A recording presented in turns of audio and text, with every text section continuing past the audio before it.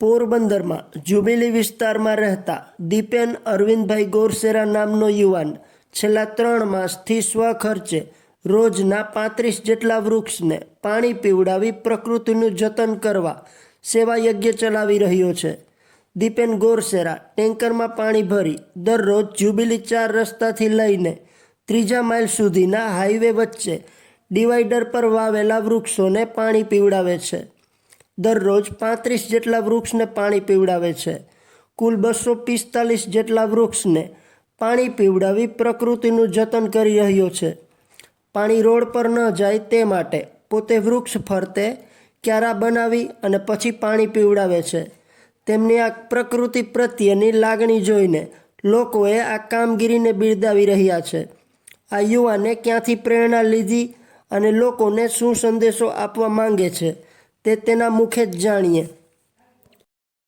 દીપેન અરવિંદભાઈ, હું ડૉક્ટર જસુબેન કારાવદરાના દવાખાનાની સામે જુબેલી બોખીરા પોરબંદરમાં રહું છું અને હું એક સેવાકીય પ્રવૃત્તિ કરું છું, જેની પ્રેરણા મને જ્ઞાનવત્સલ સ્વામીનો વિડીયો સાંભળતા સ્વામીજીએ કીધું કે ભાઈ અમેરિકામાં પણ લોકો 1 કલાક માટે ડૉક્ટર એવી સલાહ આપે છે કે 1 કલાક માટે તમે સામાજિક પ્રવૃત્તિ કરો.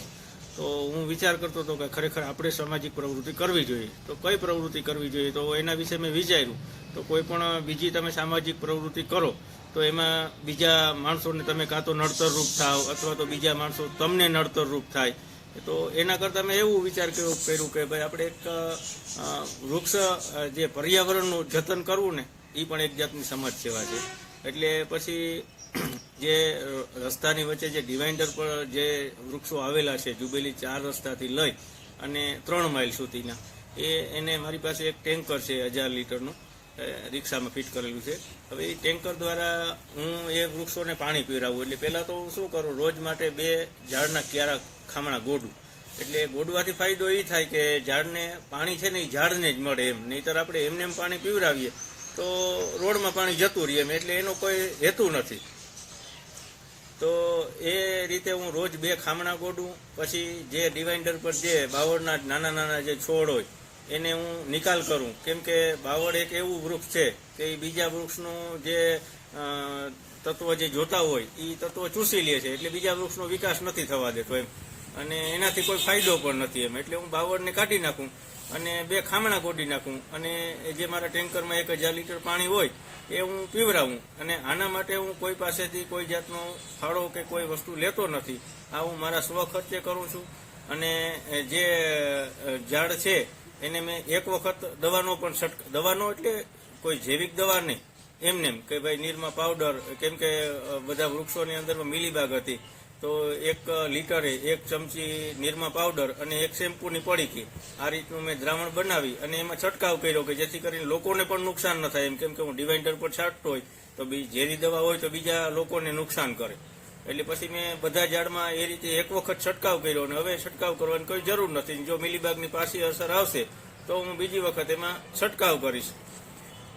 4 લીટરમાંથી છે ને મેં જે મારું ટેન્કર છે એમાં મેં ઘડિયાળ ફિટ કરેલી છે.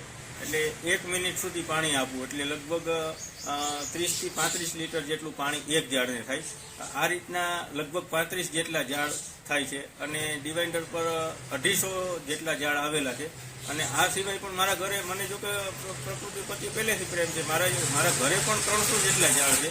અને એ સિવાયના આ ડિવાઈડર પરના 250 જેટલા ઝાડ છે. એને હું રોજ પાણી પીવડાવું, પણ રોજ પીવડાવું એટલે રોજે રોજ એકને એક ઝાડને ન પીવડાવવાનું એમ. એક આખો રાઉન્ડ મારતા મારે 7 દિવસનો સમય લાગે. જે વારે હું જુબેલી હોય તો પાછો 3 માઇલેથી પાછો જુબેલી પૂગતા મારે 7 દિવસનો સમય લાગે. 8મા દિવસે હું પાછો ફરીથી ત્યાં પહોંચું જ્યાં હોય ત્યાં પાણી પીવડાવવા માટે. અને મારા ઘરની બાજુમાં જે બગીચો છે એ બગીચામાં મેં એક પાણીની લાઈન ફિટ કરી છે. એ રીતની ફિટ કરી છે કે જેમાં કોઈ માણસની જરૂર ન પડે. હું સવારે મારો જે ટેન્કર છે એ ટેન્કર લઈને જતો હોય તો હું એની લાઈન ફિટ કરતો જાઉં. જેને પાણી પીવડાવવાની મને એમ લાગે કે ભાઈ આજે આ ક્યારાની જરૂર છે એની લાઈન ફિટ કરતો જાઉં. ને એમાં આપણે કેમ ટપક પદ્ધતિ હોય એ રીતે નાના નાના છિદ્ર કરેલા છે નળીમાં. એટલે બધા ઝાડ છે એને મેળે હું પાછો રિટર્ન આવું તો લગભગ પી ગયા હોય. એક બીજું કહેવાલાયક વસ્તુ છે કે તમે જો શક્ય હોય તો તમે 1 વૃક્ષ વાવો, તમારા ઘરે વાવો અથવા તો કોઈ પણ જગ્યાએ તમે વાવો. અને વાવવું એ મહત્વનું નથી, વાવવા કરતાં એને રોજ પાણી પીવડાવવું ને એ એક મહત્વનું છે. અને એમાં કદાચ એકાદો દિવસ તમે ન જાવ તો કે એક દિવસમાં વૃક્ષ જાતું રહેવાનું નથી એમ, પણ તમે એક એવો નિયમ રાખો. આપણે ઋષિમુનિઓ પણ પહેલા કહેતા કે ભાઈ આપણે તુલસીને પાણી પીવડાવવું જોઈએ, પીપળાને પાણી પીવડાવવું જોઈએ. તો એ રીતે મારું પણ માનવું એવું છે કે વૃક્ષને જે તંત્ર જે ઝાડને વાવે છે, ભલે એનો કોઈ વિરોધ નથી કરતો કે ઝાડ ન વાવવા જોઈએ, પણ વાવવા કરતાં એને જે એનું જે જતન કરવું કે ભાઈ એને સમયસર પાણી પીવડાવવું, કે એની દવાની જરૂરિયાત છે, દવા ખાતરની જરૂરિયાત છે તો ખાતર આપવું, આ બધી વસ્તુ કરવી બહુ મહત્વની છે. તો જ ઝાડનો વિકાસ થશે અને પર્યાવરણ હશે તો જ માનવ જીવન અસ્તિત્વમાં રહેશે. જે ઝાડ છે, હું જે રોજ પાણી પીવડાવું તો હું 7મા દિવસે ત્યાં પૂગું ને તો એમાં એટલો બધો કચરો ને એટલા બધા કોથળીઓ એમાં ખામણામાં ભરાઈ જાય છે. એટલે લોકોને હું એક પણ કહેવા માંગુ છું કે જો તમે ગંદકી અને કચરો ન કરો, ભલે પ્લાસ્ટિકનો ઉપયોગ કરો પણ એનો તમે જ્યાં ત્યાં નિકાલ ન કરો, તો એ પણ એક મોટામાં મોટી સમાજ સેવા છે.